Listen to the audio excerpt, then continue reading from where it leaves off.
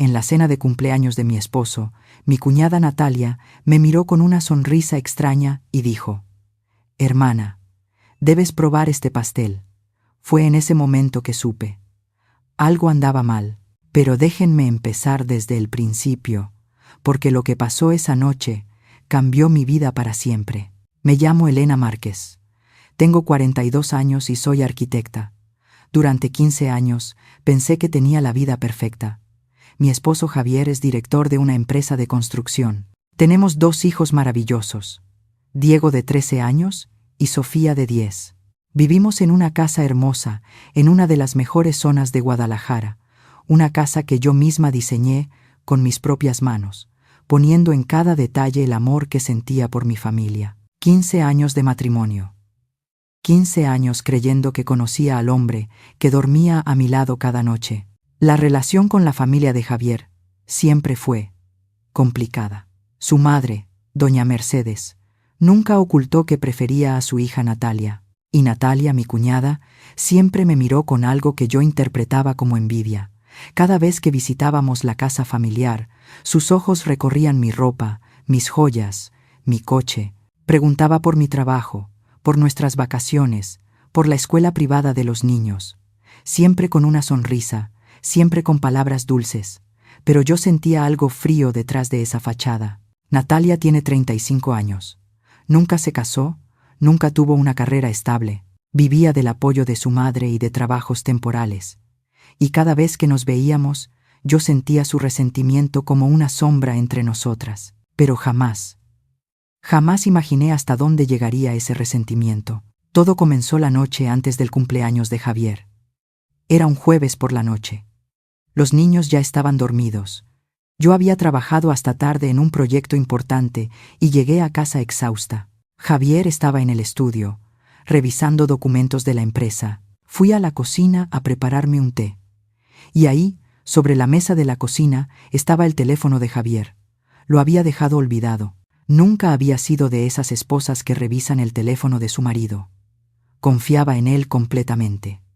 Pero en ese momento, la pantalla se iluminó con un mensaje nuevo, y sin querer, mis ojos lo leyeron. El mensaje era de un contacto guardado simplemente como N. Mañana es el día perfecto. Después de mañana, todo será nuestro. Mi corazón se detuvo.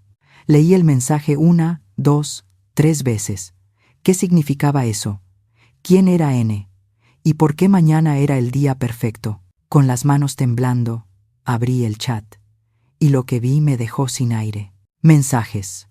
Cientos de mensajes entre Javier y N. Mensajes que databan de meses atrás.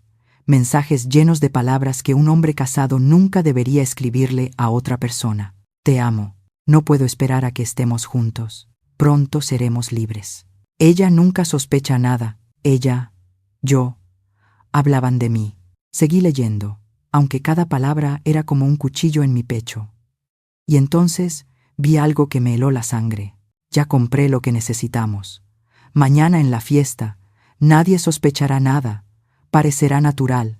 ¿Comprar qué? ¿Qué era lo que nadie sospecharía? Escuché los pasos de Javier bajando las escaleras. Rápidamente dejé el teléfono exactamente donde estaba y me alejé hacia la estufa, fingiendo que estaba preparando mi té. ¿Todavía despierta, amor?, me preguntó Javier, entrando a la cocina con esa sonrisa que había amado durante 15 años. Sí, solo preparándome algo caliente antes de dormir, le respondí, sorprendida de lo tranquila que sonaba mi voz cuando por dentro estaba gritando. Tomó su teléfono de la mesa. Ah, lo dejé aquí. Lo revisó rápidamente y lo guardó en su bolsillo. ¿Todo bien con el trabajo?, le pregunté, estudiando su rostro, buscando alguna señal, algo que me dijera quién era realmente este hombre. Todo perfecto, mi amor. Estoy emocionado por mañana. 45 años. Me estoy poniendo viejo, río. Nunca, le dije, forzando una sonrisa. Mañana será un día especial. No sabía cuán especial sería, ni de qué manera. Esa noche no dormí. Me quedé despierta junto a Javier, escuchando su respiración tranquila, mientras mi mente giraba sin parar. ¿Quién era N? ¿Qué habían comprado? ¿Qué iban a hacer en la fiesta? Y la pregunta más aterradora de todas, ¿estaba mi vida en peligro? A las 6 de la mañana, cuando Javier se levantó para ir a correr como siempre, revisé su teléfono nuevamente. Había borrado todos los mensajes de N, pero no había borrado el contacto. Y cuando vi el nombre completo en los detalles del contacto, sentí que el mundo se detenía. Natalia Márquez, mi cuñada, la hermana de mi esposo. No podía ser posible. Javier y Natalia, su propia hermana. Me senté en el borde de la cama, tratando de procesar lo que acababa de descubrir. Todas las piezas comenzaban a encajar. Las miradas que a veces intercambiaban, las veces que Natalia insistía en quedarse a cuidar a los niños cuando yo tenía que viajar por trabajo, los viajes de negocios de Javier que cada vez eran más frecuentes. Pero había algo más. Algo peor que la infidelidad. Ya compré lo que necesitamos. Mañana en la fiesta. Nadie sospechará nada. ¿Qué habían comprado? ¿Y qué era lo que nadie sospecharía? Pasé el día preparando la fiesta como si nada hubiera pasado. Decoré la casa, preparé la comida. Sonreí cuando los niños me ayudaban a inflar globos. Todo el tiempo, mi mente trabajaba a 1000 por hora. Decidí no confrontar a Javier. Todavía no. Necesitaba saber más. Necesitaba entender qué estaban planeando. Los invitados comenzaron a llegar a las 7 de la noche. Amigos de Javier, algunos compañeros de mi trabajo, vecinos, y por supuesto, su familia. Doña Mercedes llegó primero, con un vestido elegante y su sonrisa condescendiente de siempre. Elena, qué linda decoración, aunque creo que los globos son un poco infantiles para un hombre de 45 años, ¿no crees? Sonreí y no respondí. Tenía problemas más grandes que los comentarios de mi suegra. Y entonces llegó Natalia. Cuando abrí la puerta y la vi parada ahí, con un vestido rojo ajustado y una sonrisa radiante, sentí náuseas. ¿Cómo podía sonreírme así? ¿Cómo podía abrazarme y besarme en la mejilla cuando estaba teniendo una relación con mi esposo? Hermana, me dijo, usando esa palabra que ahora sonaba como una burla. Traje algo especial para la fiesta. En sus manos llevaba una caja blanca, una caja de pastelería. ¿Un pastel?, pregunté, confundida. Pero ya encargué uno. Lo sé, pero este es especial. Lo hice yo misma. Su sonrisa se amplió. Quería hacer algo personal para mi hermano. ¿Sabes? Tomé clases de repostería el mes pasado. Natalia nunca había cocinado nada en su vida. Nunca le había interesado. Y entonces recordé el mensaje. Ya compré lo que necesitamos. Un escalofrío recorrió mi espalda. ¿Qué? ¿Qué detalle?, logré decir. Estoy segura de que a Javier le encantará. La fiesta transcurrió normalmente. Las personas comían, bebían, reían. Javier estaba feliz, rodeado de sus amigos. Los niños corrían por el jardín con sus primos. Y todo el tiempo, yo observaba. Observaba cómo Natalia y Javier se evitaban cuidadosamente, cómo nunca se miraban directamente, cómo cuando sí cruzaban palabras era con una formalidad exagerada, demasiado cuidadosos, demasiado formales. Cuando llegó el momento del pastel, Natalia se ofreció voluntariamente. «Déjame sacarlo», dijo, tomando la caja blanca que había dejado en la cocina. «Quiero que todos lo vean». Sacó de la caja un hermoso pastel de 3 pisos, decorado con elegancia. Todos aplaudieron. Doña Mercedes se deshacía en elogios. «Mi niña tan talentosa, ¿ves, Elena? Natalia tiene tantos dones». «Es precioso», admití, porque lo era. Pero no podía dejar de preguntarme qué más había en ese pastel, además de harina y azúcar. Cantamos las mañanitas. Javier sopló las velas, y entonces Natalia tomó el cuchillo para cortar el pastel. Y ahí fue cuando lo vi. Lo vi claramente. Natalia cortó el primer pedazo con mucho cuidado. Un pedazo grande, mucho más grande que los demás que cortaría después.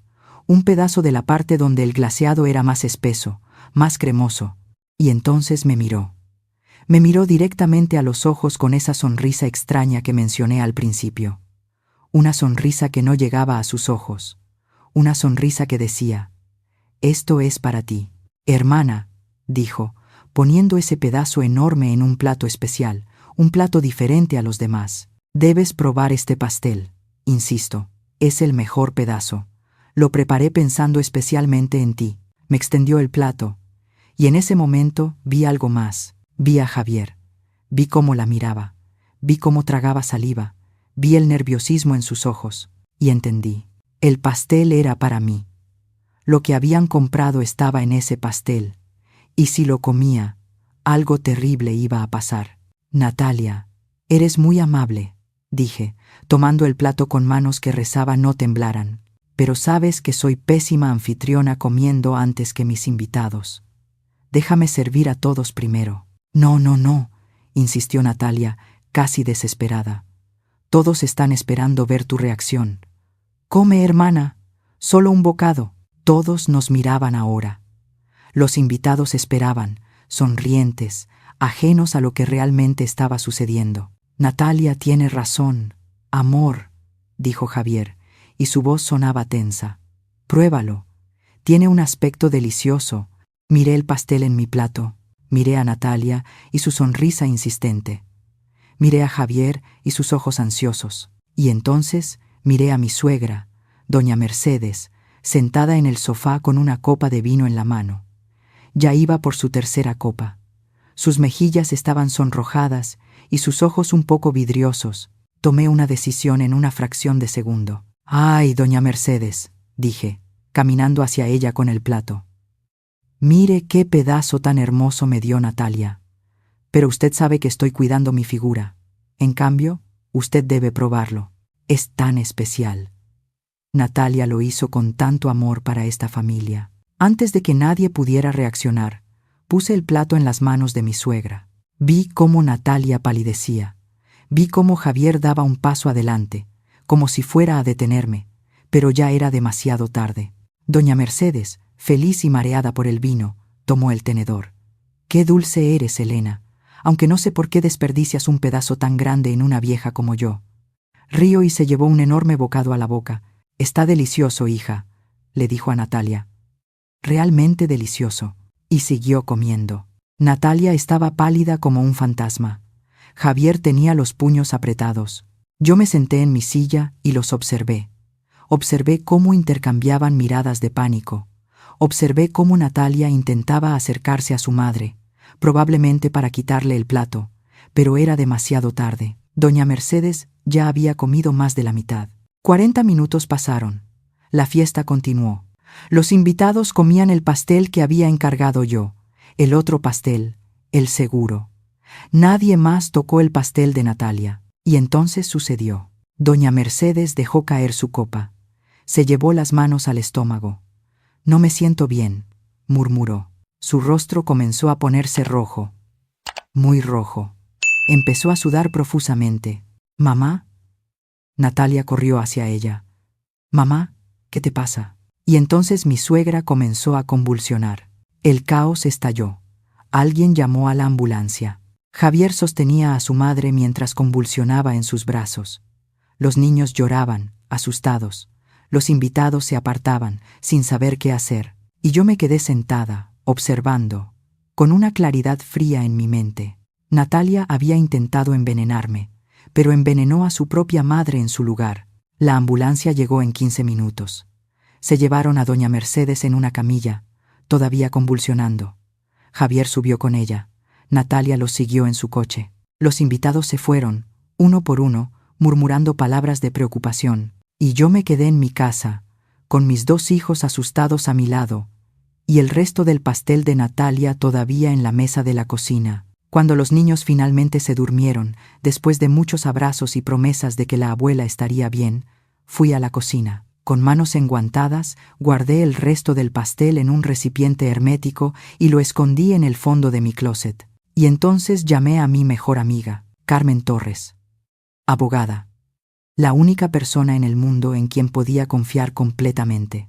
«Carmen», le dije cuando contestó, «necesito tu ayuda y necesito que nadie sepa de esto». 2 días después, Carmen me llamó. Su voz sonaba tensa, asustada incluso. «Elena, hice analizar el pastel en un laboratorio privado. Llamé en un favor a un químico que me debe una». «¿Y?», pregunté, aunque ya sabía la respuesta. «Estricnina, Elena. En ese pastel había estricnina, veneno para ratas, en una dosis suficiente para matar a una persona en menos de 1 hora». El silencio llenó la línea telefónica. Tu cuñada intentó asesinarte, susurró Carmen finalmente. Miré por la ventana de mi habitación. Afuera, en el jardín, Javier estaba de pie cerca de los rosales, hablando por teléfono. Incluso desde la distancia podía ver la tensión en su cuerpo. No, dije suavemente. No fue solo mi cuñada. Y fue entonces cuando me di cuenta de toda la verdad, de toda la magnitud de lo que había descubierto. Mi propio esposo y mi cuñada habían planeado asesinarme. Esa noche no pude dormir. Me quedé despierta en la oscuridad de mi habitación, escuchando la respiración de Javier a mi lado, el hombre con quien había compartido 15 años de mi vida, el padre de mis hijos, el hombre que había planeado asesinarme. Cada vez que cerraba los ojos, veía la sonrisa de Natalia cuando me ofrecía ese pedazo de pastel. Veía los ojos ansiosos de Javier esperando que lo comiera, y me preguntaba, ¿cuánto tiempo llevaban planeándolo? ¿Cuántas noches había dormido al lado de un asesino? A las 3 de la mañana, Javier se levantó para ir al baño. Aproveché para revisar su teléfono nuevamente. Los mensajes con Natalia habían sido borrados, pero encontré algo en su correo electrónico, algo que me dejó sin aliento. Correos. Docenas de correos entre Javier y Natalia, que databan de 3 meses atrás.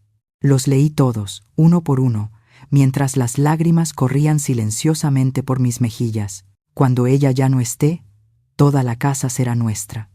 Está a su nombre, pero como su esposo, yo heredo todo. He estado investigando. La estricnina imita los síntomas de un ataque al corazón. Nadie sospechará. Después esperaremos 6 meses. 1 año máximo.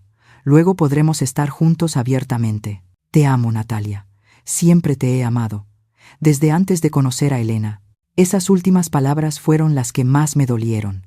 Siempre la había amado, su propia hermana, nuestro matrimonio, nuestros hijos, nuestra vida. Todo había sido una mentira desde el principio. Encontré otro correo, este de hace 1 mes. Natalia escribía, ya lo compré. Me costó trabajo, pero lo conseguí. Raticida con estricnina pura. El vendedor en línea no hizo preguntas. Y la respuesta de Javier, perfecto. Su cumpleaños será el momento ideal. Nadie relacionará un pastel de celebración con veneno. Todos pensarán que fue algo natural, un problema del corazón. A su edad es creíble, a mi edad. 42 años. No era vieja, pero para ellos era lo suficientemente mayor para que mi muerte pareciera natural. Guardé el teléfono exactamente como lo había encontrado, y tomé una decisión. No iba a confrontarlos, no todavía, porque si les decía que sabía, podrían huir, podrían destruir las pruebas, podrían incluso intentar hacerme daño de otra forma más directa. No, tenía que ser inteligente, tenía que ser más lista que ellos. Al día siguiente, mientras Javier estaba en el hospital visitando a su madre, llamé a un técnico de seguridad. Le dije que había tenido problemas con robos en el vecindario y quería instalar cámaras. Las pusimos por toda la casa, en la cocina, en el estudio, en las salas. Cámaras pequeñas, discretas, que nadie notaría. ¿También en la habitación principal?, preguntó el técnico. Especialmente ahí, respondí. Carmen vino a visitarme esa tarde. Nos sentamos en el jardín, lejos de las cámaras. ¿Qué vas a hacer?, me preguntó, sosteniendo mi mano. Voy a atraparlos, dije simplemente. Voy a conseguir suficientes pruebas para que vayan a prisión por el resto de sus vidas. Elena, esto es peligroso. Deberías ir a la policía ahora. ¿Con qué? ¿Un pastel envenenado que técnicamente no tiene mi nombre? ¿Mensajes que han sido borrados? ¿Correos que podrían alegar que fueron malinterpretados? Negué con la cabeza. No, necesito más. Necesito que intenten matarme de nuevo. Y esta vez voy a estar lista. Los siguientes días fueron los más difíciles de mi vida. Tuve que actuar normal, tuve que despertar cada mañana y besar a Javier en la mejilla. Tuve que sonreír cuando Natalia llamaba preguntando por su madre. Tuve que sentarme a cenar con el hombre que quería verme muerta. Diego notó que algo estaba mal. Una noche, mientras lo arropaba, me preguntó: «Mamá, ¿por qué papá y tía Natalia siempre se susurran?» Mi corazón se rompió. Mis hijos. Mis pobres hijos inocentes. ¿Cómo podía protegerlos de la verdad de que su padre era un monstruo? Son cosas de adultos, mi amor, le dije, besando su frente. Nada de qué preocuparse. Pero Diego no era tonto. A sus 13 años, ya percibía que algo andaba mal en nuestra familia. Doña Mercedes despertó 10 días después del envenenamiento. Los doctores dijeron que fue un milagro. El veneno había dañado su hígado y sus riñones, pero sobreviviría. Fui a visitarla sola. Pedí que nadie más estuviera en la habitación. Doña Mercedes, le dije, sentándome junto a su cama, necesito hablar con usted sobre algo muy importante. Me miró con ojos cansados. ¿Qué pasa, Elena? El pastel que comió en la fiesta. El que hizo Natalia. Respiré profundo. No era para usted. Era para mí. Su rostro se quedó sin expresión. ¿Qué estás diciendo? Le mostré todo. Las capturas de pantalla de los correos que había fotografiado con mi teléfono. Los resultados del laboratorio sobre el pastel. Los mensajes recuperados. Vi cómo su rostro pasaba del shock, a la negación, al horror, y finalmente a las lágrimas. Mi hija, sollozó. Mi propia hija y su hijo, agregué suavemente. Javier también estaba involucrado. Los dos planearon matarme para quedarse con mi casa, con mi dinero, para estar juntos. Doña Mercedes lloró durante mucho tiempo. Yo la sostuve. Esta mujer que nunca me había querido, que siempre había preferido a su hija sobre mí. Pero en ese momento ambas éramos víctimas. Cuando finalmente se calmó, me miró con ojos rojos. ¿Qué vas a hacer? Voy a detenerlos, dije. Pero necesito su ayuda. Me miró durante un largo momento. Luego asintió. Dime qué necesitas. Doña Mercedes me contó cosas que no sabía. Me dijo que Natalia la había visitado 2 semanas antes del cumpleaños de Javier, preguntándole sobre mi testamento. Mamá, ¿sabes si Elena tiene un testamento? ¿Sabes quién hereda su propiedad? Mi suegra no había pensado nada malo en ese momento. Ahora entendía. Natalia estaba verificando que todo quedara para Javier. Las cámaras en mi casa resultaron ser una bendición. Capturaron cosas que nunca hubiera imaginado. Capturaron a Javier y Natalia besándose en mi cocina mientras yo llevaba a los niños a la escuela. Capturaron sus conversaciones. ¿Por qué no funcionó?, preguntaba Natalia, frustrada. Debería haber sido ella, no mamá. Lo sé, respondía Javier. Pero tenemos que ser más cuidadosos ahora.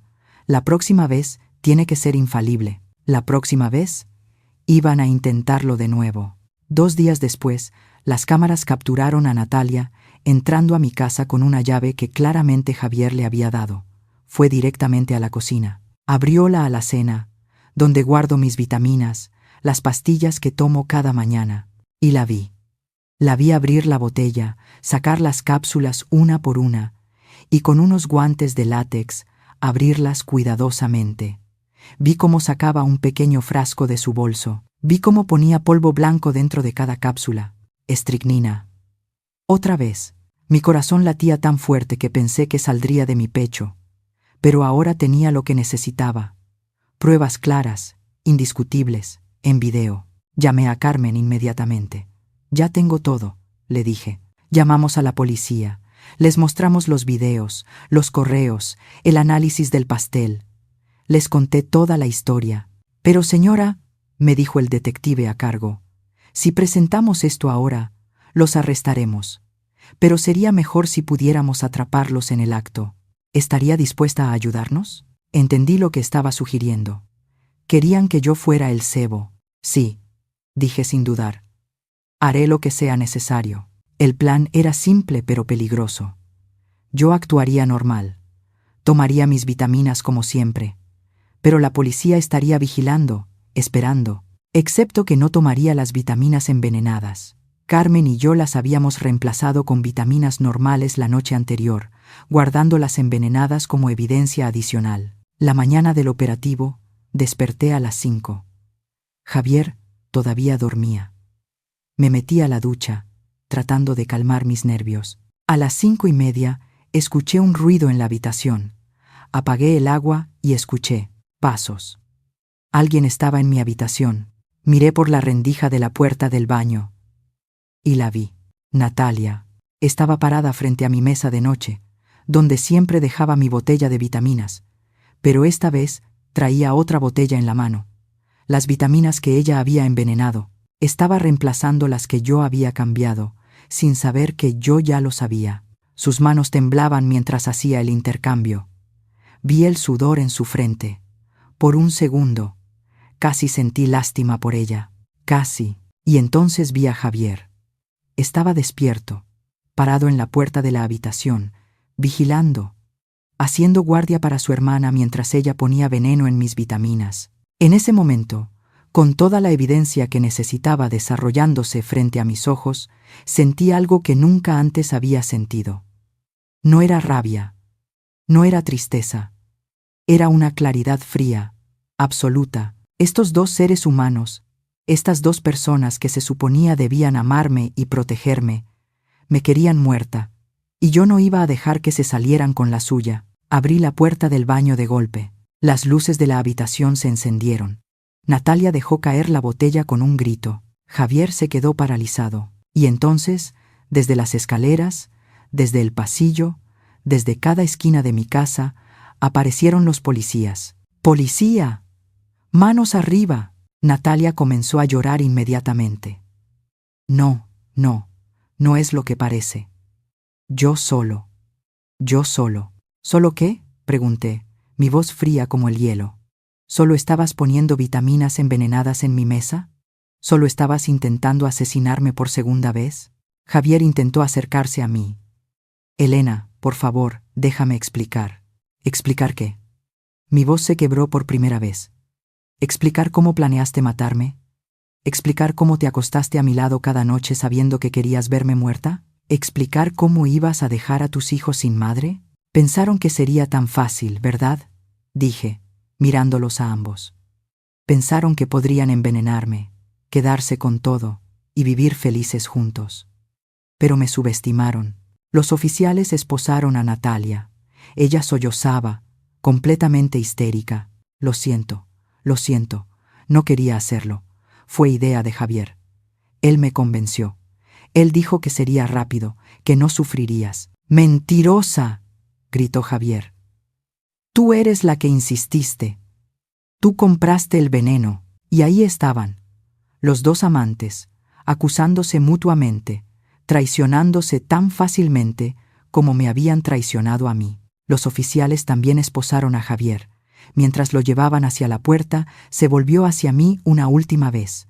Elena, dijo, y en su voz había algo que casi sonaba a arrepentimiento. Yo, lo siento. Lo miré a los ojos del hombre que había amado durante 15 años. Y no sentí nada. No, dije suavemente. No lo sientes. Solo sientes que te atraparon. Se los llevaron. Primero a Natalia, que seguía llorando y gritando. Luego a Javier, que iba en silencio, con la cabeza baja. Cuando la casa finalmente quedó en silencio, me dejé caer en el suelo y lloré. Lloré por los 15 años perdidos. Lloré por mis hijos, que tendrían que crecer sabiendo que su padre intentó matar a su madre. Lloré por la vida que pensé que tenía y que resultó ser una mentira. Carmen llegó minutos después. Me encontró en el suelo y simplemente me abrazó, dejándome llorar en su hombro. Ya pasó, me susurraba. Ya pasó, estás a salvo. Los siguientes meses fueron un torbellino de procedimientos legales. El análisis de las vitaminas envenenadas confirmó la presencia de estricnina en dosis letales. Los videos eran evidencia irrefutable. Los correos electrónicos mostraban la premeditación. Natalia intentó un acuerdo, aceptando declararse culpable a cambio de una sentencia reducida. En su declaración contó todo: cómo había estado enamorada de su hermano desde la adolescencia, cómo cuando Javier se casó conmigo, ella había sufrido en silencio, cómo hacía 2 años, después de una cena familiar en la que ambos bebieron demasiado, finalmente habían cruzado esa línea. Al principio era solo algo físico, dijo en su testimonio, sin mirarme. Pero luego nos enamoramos de verdad y queríamos estar juntos.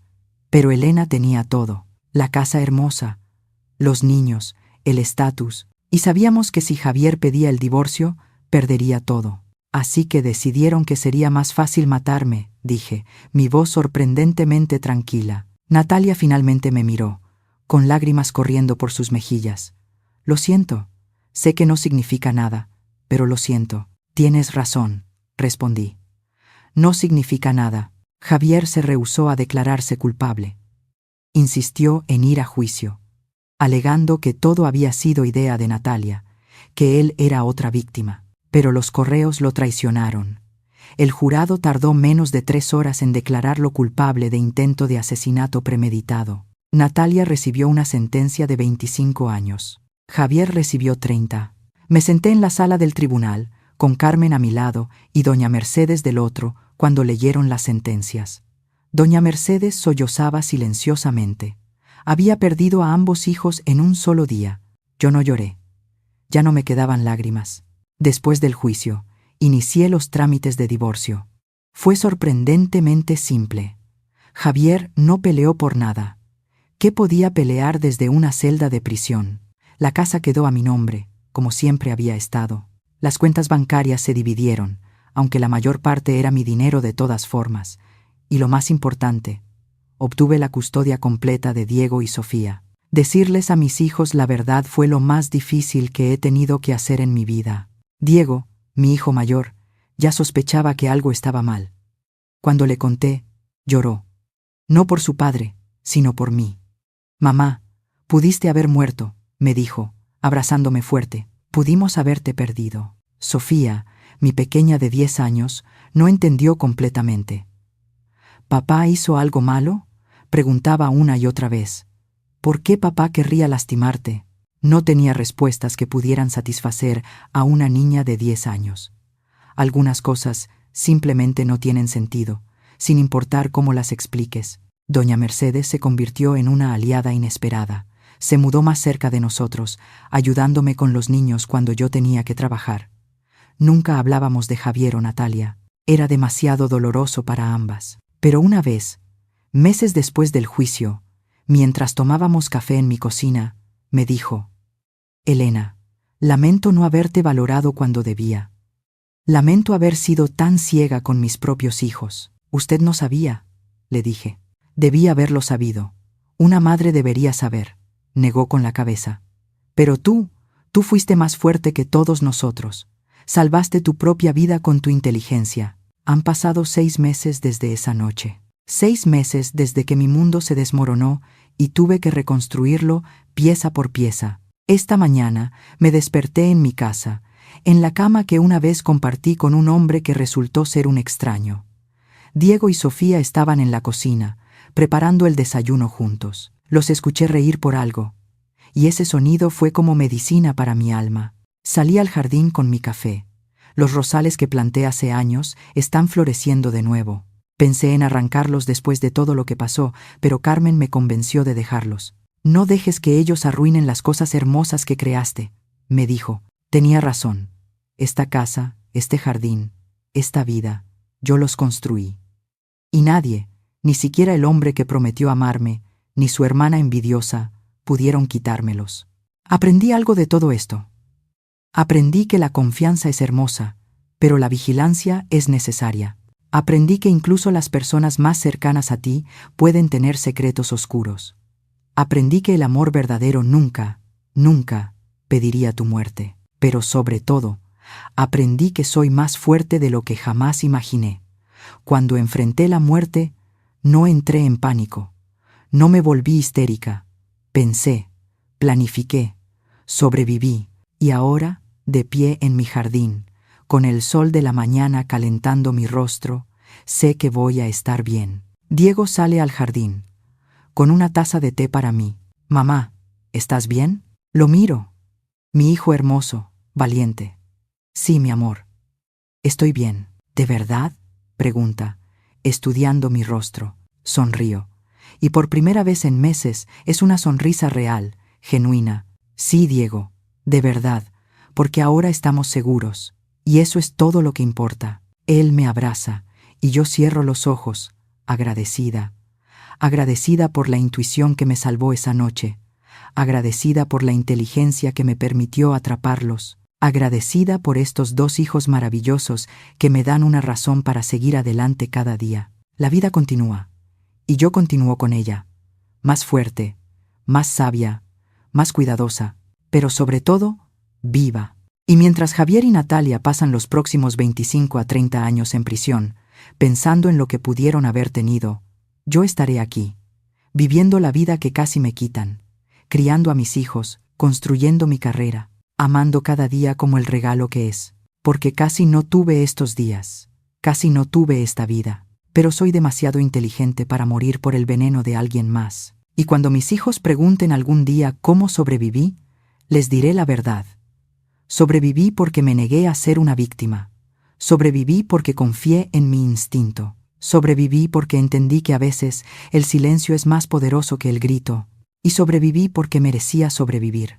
Todos merecemos sobrevivir.